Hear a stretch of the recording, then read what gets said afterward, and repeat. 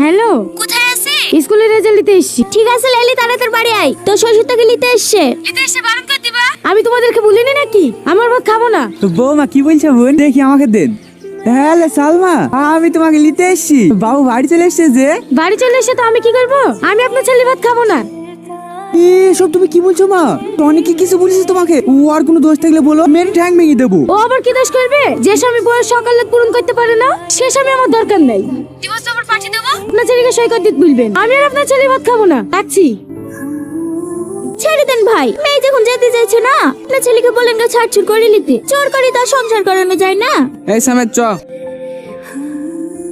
গলা থেকে কাটাটা নামলো। এই সাথে সালমা স্কুল থেকে আসলে বলে দিস ডিভোর্স পেপারটা পাঠিয়ে দিতে। আর কোন স্কুল মাস্টারের সাথে প্রেম করছে আর বাপ মাকে আসতে বল, অল্প দিনে বিটা দিয়ে দেবো। ঠিক আছে মা।